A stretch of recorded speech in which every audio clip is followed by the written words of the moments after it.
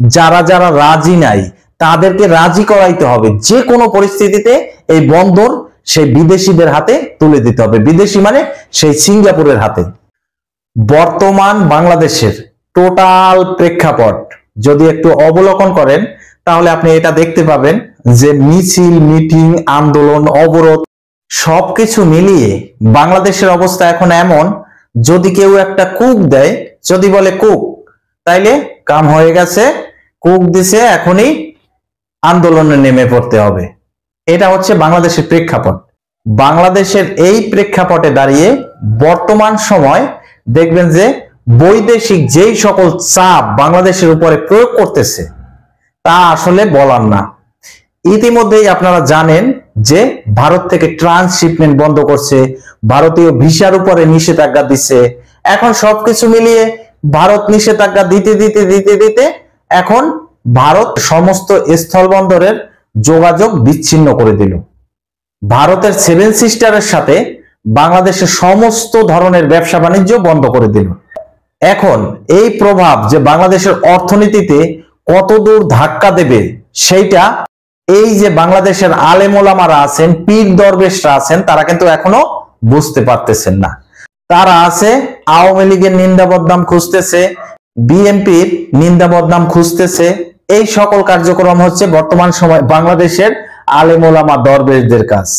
এখন এই আলেম ওলামা আর দরবেশরা কতদিন পর্যন্ত বাংলাদেশে এই সকল খুঁটিনাটি বিষয় এই রকমের একটা একটা একটা একটা করে খোঁজ করতে থাকবে, আর তলে তলে যে বাংলাদেশটা ধ্বংস হয়ে যাবে সেই দিকে আর খেয়ালই থাকবে না। তাতে তাদের কোনো কিছু যায় আসে না।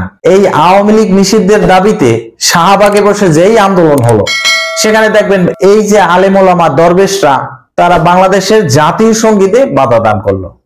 কই আজ পর্যন্ত এর কোনো বিচার হলো না। কিভাবে হবে? কারণ বাংলাদেশে তো এখন আর কোনো বিচার ব্যবস্থা নাই। আছে? বলতে পারবেন বুকে হাত দিয়া যে বাংলাদেশে কোনো বিচার ব্যবস্থা আছে? কোনো বিচার ব্যবস্থা নাই। যদি থাকতো তাহলে কোনো স্বাধীন দেশের জাতীয় সঙ্গীতে বাধা দান করে এমন ব্যক্তিরা বাংলাদেশের রাষ্ট্রদ্রোহী ব্যক্তি হিসাবে পরিচিত হয়। এবং রাষ্ট্রদ্রোহিতা যারা করে তাদের কি বিচার হওয়া উচিত? রাষ্ট্রদ্রোহিতার বিচার হয়েছে যে কোনো দেশে মৃত্যুদণ্ড। তো মৃত্যুদণ্ড তো দূরে থাক, তাদের কি আজ পর্যন্ত বাংলাদেশের পুলিশ প্রশাসন কেউ কি জিজ্ঞাসা করছে যে কেন এই স্বাধীন বাংলাদেশের জাতীয় সঙ্গীতে বাধা প্রদান করলো এই আলেম ওলামা দরবেশরা? কোনো প্রশাসন, কোনো গণমাধ্যম, কোনো নিউজ মিডিয়া কেউ জিজ্ঞাসা করছে? করে নাই। কেন জিজ্ঞাসা করবে? তারা আবার কি জিজ্ঞাসা করবে? তারা নিজেরাই তো এই কাজ করে, তারা আবার কি জিজ্ঞাসা করবে? এইটা বর্তমানে আলেম ওলামাদের কাজ। প্রধান উপদেষ্টা ডক্টর মোহাম্মদ ইউনূস, আপনাকে বলছি যে আপনি বর্তমান সময় বাংলাদেশের সর্বোচ্চ ক্ষমতার অধিকারী। এই দেশের বুকে দাঁড়িয়ে এই আলেম ওলামা দরবেশরা কিভাবে বাংলাদেশের জাতীয় সঙ্গীতে বাধা দান করলো, এর কি বিচার করলেন আপনি? এবং এই বাংলাদেশের স্বাধীনতা যুদ্ধের বিপক্ষে যেই শক্তি ছিল তারা আজকের বাংলাদেশে মাথা তুলে দাঁড়িয়ে দেশটাকে লুটে পুটে খাচ্ছে, আর আপনি চট্টগ্রামে গিয়ে সেখানে বন্দর তুলে দিচ্ছেন বিদেশিদের হাতে, আর বলছেন যারা যারা রাজি নাই তাদেরকে রাজি করাইতে হবে, যে কোনো পরিস্থিতিতে এই বন্দর সেই বিদেশিদের হাতে তুলে দিতে হবে। বিদেশি মানে সেই সিঙ্গাপুরের হাতে। তাহলে এই যে রাষ্ট্রদ্রোহিতা করছে দেশের বুকে দাঁড়িয়ে, এই সব বিষয় আপনার মাথায় নাই যে এইগুলা যে বাংলাদেশে হচ্ছে, এইসব বিষয় আপনার মাথায় নাই।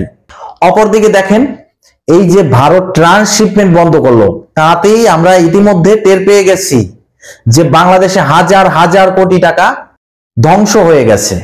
আর এখন তো ভারত বাংলাদেশের যে স্থলবন্দর গুলো আছে, সমস্ত বর্ডার এরিয়া গুলা থেকে স্থলবন্দরের সমস্ত আমদানি রপ্তানি বন্ধ করে দিল ভারত। এটাতে বাংলাদেশের অর্থনীতিতে কি প্রভাব পড়বে সেটা কি জানেন? আপনারা জানবেন না। আপনারা তো মনে করেন যে বাংলাদেশে বৈশা ভারত বিদ্বেষ করলেই বাঁচা যায়। আমি জানি আমার এই কথাগুলা আপনাদের খুব খারাপ লাগতেছে, কিন্তু তারপরেও বলতেছি যে ভারত ছাড়া এই বাংলাদেশের কোনো অস্তিত্ব নাই। কিভাবে থাকবে? একটা দেশের যদি 32টা জেলার সাথে অন্য একটা দেশের 32টা জেলার সীমান্ত থাকে, বর্ডার থাকে, আপনি তাদেরকে এড়াইয়া কিভাবে ভালো থাকতে পারবেন? কোন পরিস্থিতিতে ভারত ছাড়া বাংলাদেশের অর্থনীতি সচ্ছল রাখা সম্ভব?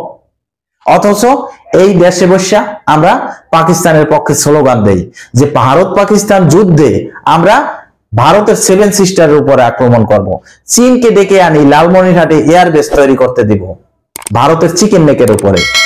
তো এইবার ভারত দেখাই দিল তো তাদের স্থলবন্দরের সমস্ত আমদানি রপ্তানি বন্ধ করে দিল। এখন শুধুমাত্র সমুদ্র পথে ভারতের সাথে আমদানি রপ্তানি বাণিজ্য আপনি করতে পারবেন, তাও ভারতের 7 সিস্টারে না। ভারতের 7 সিস্টার থেকে কোনো দ্রব্য বাংলাদেশে আমদানি করতে পারবে না, আবার বাংলাদেশি কোনো দ্রব্য ভারতের 7 সিস্টারে রপ্তানি করতে পারবে না। যদি করতে হয় তাহলে সেটা সরাসরি দিল্লিতে যাবে, দিল্লি থেকে আবার সেই সকল 7 সিস্টার যেই সকল এলাকা আছে, শিলিগুড়ি বলেন, আসাম, ত্রিপুরা, মেঘালয়, এই সকল যে 7 সিস্টার যে সকল বর্ডার এরিয়া গুলো আছে, যেই সকল এরিয়ায় ভারত বাংলাদেশ সীমান্ত আছে, সেখানে বাংলাদেশ থেকে সরাসরি কোনো কিছু যেতে পারবে না। তাহলে এই যে বাংলাদেশের অর্থনীতির উপরে যেই প্রভাব পড়লো, এইটা কি দিয়া সামাল দেবে বাংলাদেশ? অথচ বাংলাদেশের জনগণ এখন ওই একটা কথা আছে না যে হুজুগে বৈরাগী। হুজুগে বৈরাগী মানে যখন সুযোগ পায় তখন কোথাও ঢোল বাজলে সেখানে গিয়ে নাচতে শুরু করা।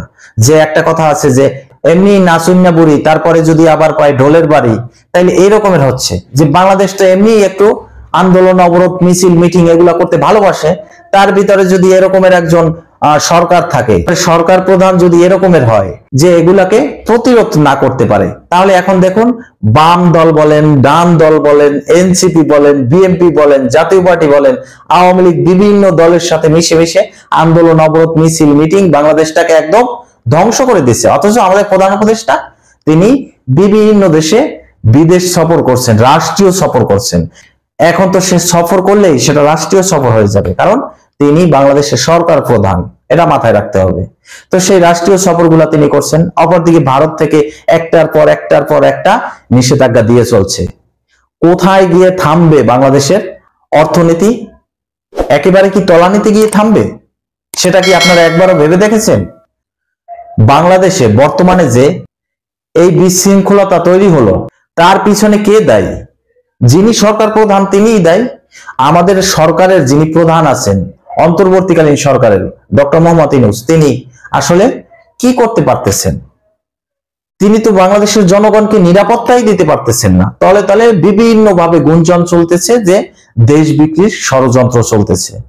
মায়ানমারকে মানবিক করিডোর দেয়া, চিটং পোর্ট বিদেশিদের হাতে তুলে দেয়া, সেন্ট মার্টিনকে আমেরিকার হাতে দিয়ে দেয়া, জাহাজের সেন্ট মার্টিন যাইতে এখন ভিসা পাসপোর্ট লাগবে, এই ধরনের ব্যাপার হয়ে যাইতেছে।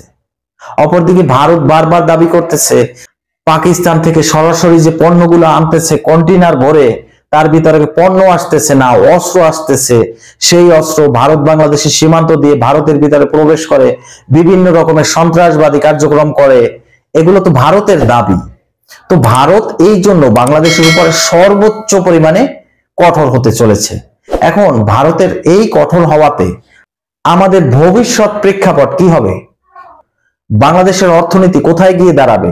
সাধারণ মানুষ যে দুবেলা দুমুঠো খেয়ে পরে বেঁচে থাকতো, তাদের রুটি রুজি সেটাও তো বন্ধ হয়ে যাবে। তো প্রিয় দর্শক, দেখতে থাকুন পরবর্তী বাংলাদেশের অবস্থা কি হয়। যা কিছু হয় সবকিছু নিয়ে আমি থাকবো আপনাদের মাঝে। আজকের এই পর্যন্ত শেষ করছি, পরবর্তীতে নতুন কোনো ভিডিও নিয়ে আসবো। সেই পর্যন্ত ভালো থাকুন, সুস্থ থাকুন, আল্লাহ হাফেজ।